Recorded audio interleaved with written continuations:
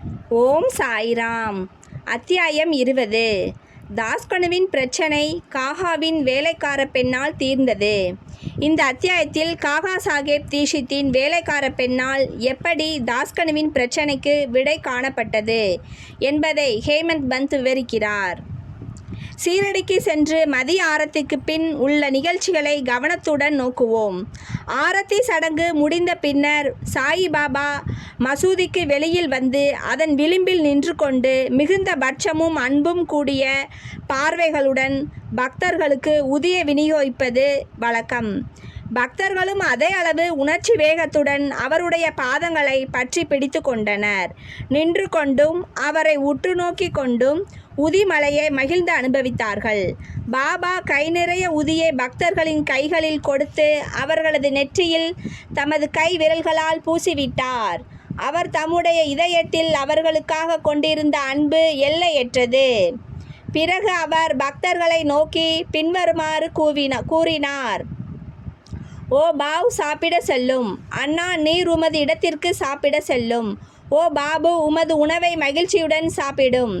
இவ்வாறாக ஒவ்வொரு பக்தரையும் அழைத்து பேசி அவர்களை வீட்டிற்கு அனுப்பினார். இப்போதும் கூட இக்காட்சிகளை உங்களது கற்பனையை தட்டிவிடுவதன் மூலம் நீங்கள் மகிழ்ந்து அனுபவிக்கலாம். நீங்கள் அவைகளை கண்டு இன்புறலாம். இப்போது சாயியை அவரது பாதங்களிலிருந்து முகம் வரை நமது மனதில் உருவகப்படுத்தி தியானிப்போம்.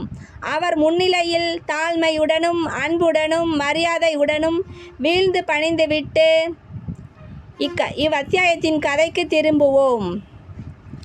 ஈஷா உபனிஷதம். தாஸ்கனு ஒருமுறை ஈஷா உபனிஷத்துக்கு மராத்திய விளக்க உரை எழுத ஆரம்பித்தார். எனினும் தாஸ்கனு இதனை பற்றி சிறிது மன உளைச்சலுடன் இருந்தார். சத்குரு ஒருவரை விளக்கமளிக்க உரிமையும் தகுதியும் உடையவர்.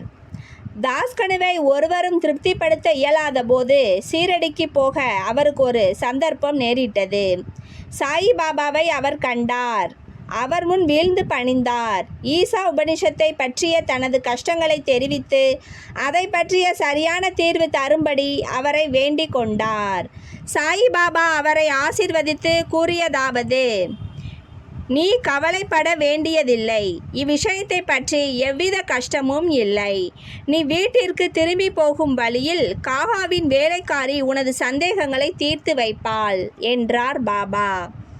பாபா இதை சொல்லும்போது அங்கிருந்து இதனை கேட்டுக்கொண்டிருந்த மக்கள் பாபா வேடிக்கை செய்கிறார் என்றும், கல்வி அறிவற்ற வேலைக்காரி ஒருத்தி இவ்வாறான சிக்கல்களை எப்படி தீர்த்து வைக்க முடியும் என்றும் சொல்லி கொண்டனர்.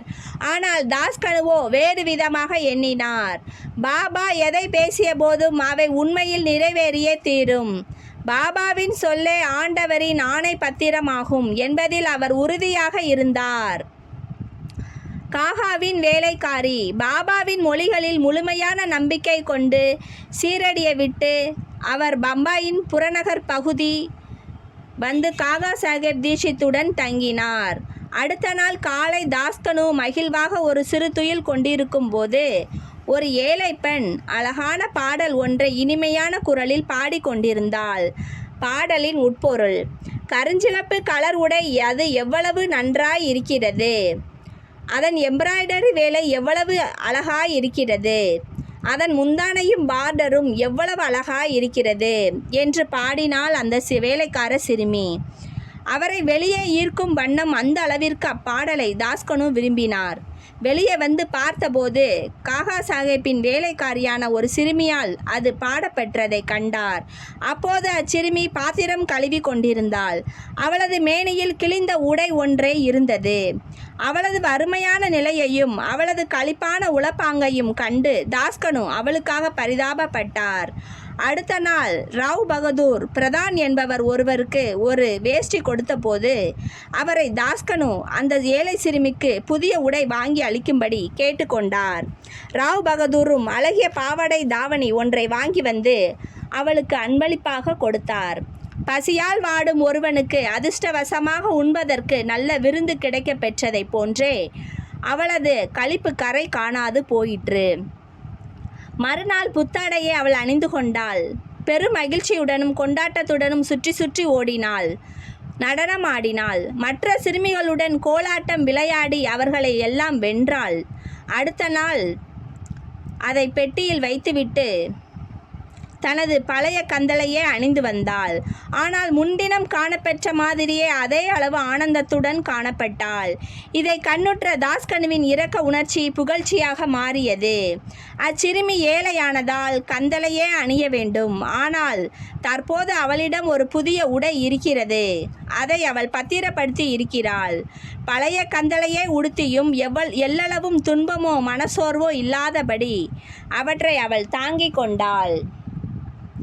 இவ்வாறாக நமது இன்ப துன்ப உணர்ச்சிகள் எல்லாம் நமது மனத்தின் பாங்கே பொறுத்தே இருக்கின்றன என்பதை அவர் உணர்ந்தார். இந்நிகழ்ச்சியை பற்றி அவர் ஆழ்ந்து ஆராய்ந்து கடவுள் முன்னும் பின்னும் எல்லா திசைகளிலும் எல்லா பொருட்களிலும் சூழ்ந்து ஊடுருவி இருக்கிறார் என்றும் கடவுளால் அவனுக்கு வழங்கப்பட்டவை அனைத்தும் உறுதியாக அவனது நன்மைக்கே ஆகும் என்னும் மறுக்கவியலாத திட நம்பிக்கையுடன் கடவுளால் தனக்கு அருளப்பட்டவைகள் அனைத்தையும் மகிழ்ந்து அனுபவிக்க வேண்டும் என்றும் அவர் உணர்ந்தார். இக்குறிப்பிட்ட சந்தர்ப்பத்தில் ஏழை சிறுமியின் வறுமை நிலை, அவளது கந்தல் உடை, புது பாவாடை தாவணி, அதை அன்பளிப்பாக கொடுத்தவர், அன்பளிப்பை பெற்றவள், அதனை ஏற்றுக்கொள்ளுதல் எல்லாம் கடவுளின் கூறுகளே. அவரே எல்லாவற்றிலும் ஊடுருவி பறந்து இருக்கிறார் என்று தாஸ்கனு உபனிஷத பாடத்தின் நடைமுறை சான்று விளக்கத்தினை இவ்விடத்தில் பெற்றார். எது நேரினும் அது கடவுளின் ஆணையே என்றும் கடைமுடிவாக அது நமக்கு நன்மை அளிக்கும் என்று தமக்கு உரியவைகளை கொண்டு திருப்தி கொள்ளுதல் என்பதும் ஆகும். ஸ்ரீ சாயியே பணிக. அனைவருக்கும் சாந்தி நிலவட்டும். ஓம் சாய்ராம். ஜெய் சாய்ராம்.